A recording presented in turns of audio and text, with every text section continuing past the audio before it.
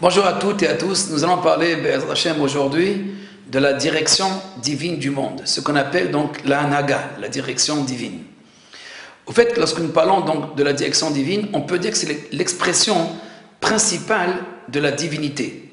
C'est-à-dire qu'en fait, on peut attribuer à l'Éternel deux aspects ou deux grandes idées, qui est celle que nous avons appris de la création du monde. Comme dit le prophète, levez les yeux vers les cieux et vous allez voir qui a créé tout cela. Donc on peut appréhender Dieu à travers l'astrophysique, c'est-à-dire la création du monde, ce début du monde, une cosmogonie, et on peut aussi appréhender Dieu à partir de l'histoire, donc de la direction divine du monde.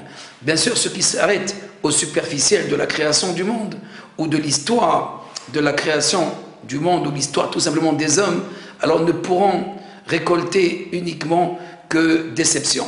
Mais par contre, lorsque nous allons approfondir et connaître la création du monde selon les principes qui nous ont été transmis par les grands maîtres de la Torah, les grands maîtres de la Kabbalah, de la tradition ésotérique, alors nous pourrons connaître réellement et la structure de l'univers et le sens réel de cette grande machine où nous nous trouvons et faisons partie donc de cette très grande machine.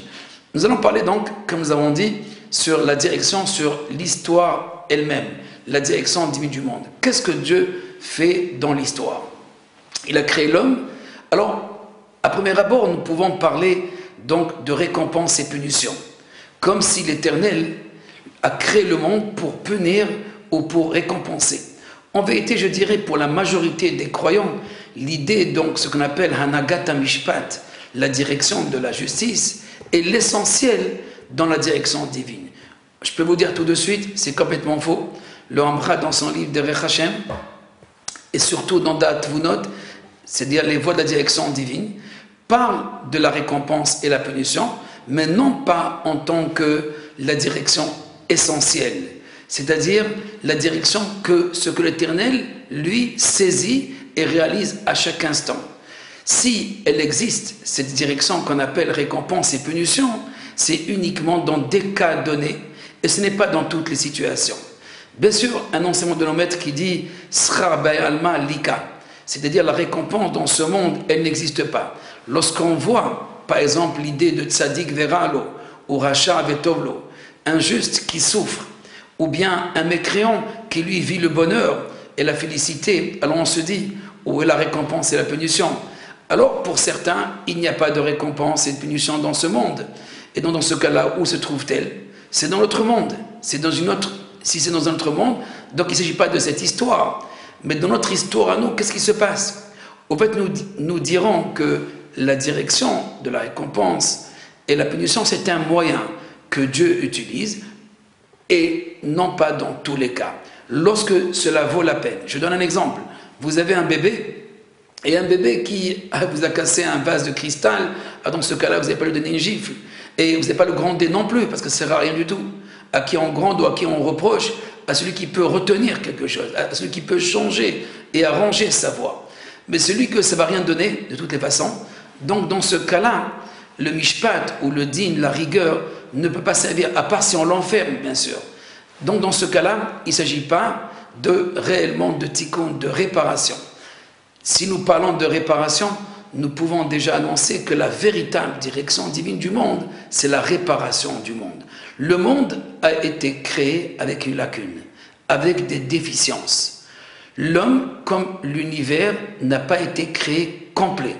Nos maîtres disent, Asher bar Elokim la'asot, Dieu a créé pour compléter, et le Zohar approfondit l'idée de compléter. Qu'est-ce qu'on a à compléter? C'est ce septième principe divin, c'est-à-dire le Shabbat qui lui exprime ce septième aspect de la relation divine qu'on appelle la Menoucha, l'harmonie, ce niveau d'harmonie pour atteindre ce niveau d'harmonie, donc de relation et de dvekou, d'adhésion avec Dieu. Alors le monde doit être en adéquation avec l'Éternel lui-même, à savoir lui ressembler, comme disent d'ailleurs les maîtres du Talmud, Min bemino enochotzetz, deux espèces qui se différencient l'une de l'autre, alors ne peuvent jamais s'unir. pour s'unir, il faut se ressembler. Donc pour que ce monde puisse ressembler à l'au-delà, il faut qu'il atteigne cette perfection, pour ne pas qu'il sorte Rotsetz, pour ne pas qu'il y ait quelque chose qui gêne dans cette union, dans cette adhésion entre le très haut et le très bas. Et pour cela, alors, il faut amener le monde à sa complétude, ce qu'on appelle l'ashlemut. La direction divine essentielle dans ce monde n'est ni la récompense et la punition, ni l'amour, même si la direction de l'amour existe. C'est une voie qui s'appelle donc Nose'avon ve'over al pesha, comme disent nos maîtres. Selon donc la Torah, après que le peuple d'Israël a fauté avec le veau d'or, où Dieu, ce caractère donc de rigueur, veut détruire le peuple d'Israël, et là tout à coup, Moshe Rabbeinu de prier et demander cette compassion, à savoir, Igdalna Koach Adonai, que l'Éternel grandisse. Qu'est-ce qui va grandir?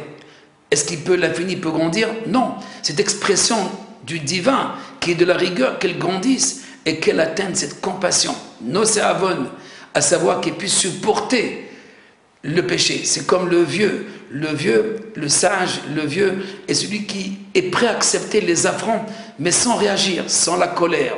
Alors aussi on demande qui vérole à Dieu d'agir avec nous, sans cette colère, sans cette rigueur. Nose'avon ve'over al pesha, à savoir qu'il puisse supporter la faute et de passer outre les péchés. Cette direction qu'on appelle Nose'avon, celui qui est capable de supporter les affronts, donc les fautes, elle s'appelle donc le longanime dans la Kabbalah. Le longanime ou le Arichampin, le visage de Dieu qui est patient, Arichampin, Erechapaim, donc le patient, le longanime, c'est l'Éternel qui, avec nous, peut nous aider et éponger nos fautes, exprimer cet amour inconditionnel qu'il a pour toutes ses créatures. Donc cette idée d'amour, de Ahava, existe aussi dans les visages dont on a parlé dans nos derniers cours, à savoir les visages de Dieu. Il y a ce visage, ce caractère de rigueur, mais il y a aussi ce caractère d'amour, de Ahava, Hanagata Ahava, cette direction. Ceux qui s'arrêtent uniquement à l'amour font une erreur, parce que ce n'est pas un Dieu d'amour. C'est comme ce n'est pas un Dieu non plus de rigueur. On peut voir par exemple dans l'islam cette idée surtout de rigueur, et aussi dans le monde chrétien cette idée de Dieu d'amour. Mais si l'un ni l'autre, on ne peut pas attribuer à Dieu ni l'amour, ni la rigueur. Au fait, à sa volonté, il y a une volonté de rigueur, il y a une volonté d'amour, c'est sûr. Mais ce qu'on peut attribuer à l'Éternel, on peut dire d'une manière directe, à savoir la perfection. Il est parfait. Il veut amener le monde à la perfection. Donc la direction divine, c'est la shlemut, c'est la perfection. Amener le monde à la perfection, à la complétude. Et donc, parfois il utilise l'amour, et parfois il utilise la rigueur, et parfois la justice, et d'autres visages, à savoir d'autres expressions de la divinité, mais tout cela sont donc des moyens pour amener le monde donc à cette perfection, à cette complétude, c'est-à-dire à cette possibilité de l'adhésion avec lui.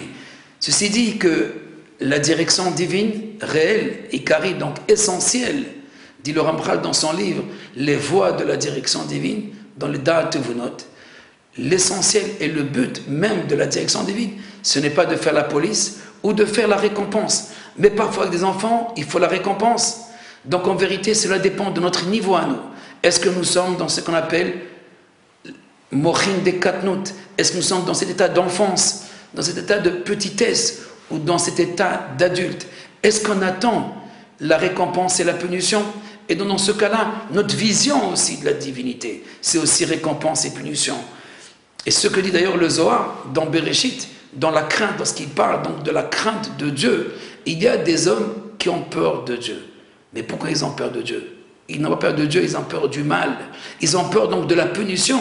Ils ont peur donc, non pas de ce qu'ils ont fait, cet affront envers l'Éternel, d'avoir affecté l'honneur et la gloire de Dieu, mais ils ont peur de ce qui vont advenir, à savoir l'enfer, le Gehinam, ou tout simplement les malheurs et les souffrances.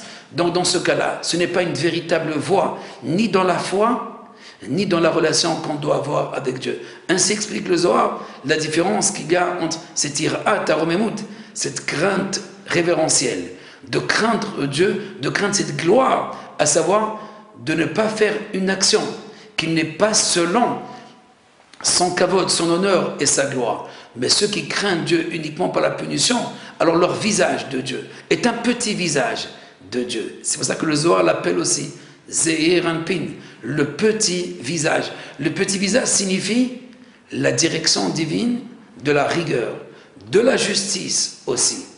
Mais cette direction qu'on appelle de l'amour, c'est le grand visage, c'est le Arich Anpin. Et cette direction qu'on appelle le Tikkun HaKlali, qu'on parlera Be'ez Hashem dans une autre conférence, ce Tikkun HaKlali qui est la réparation universelle, amener le monde à la perfection.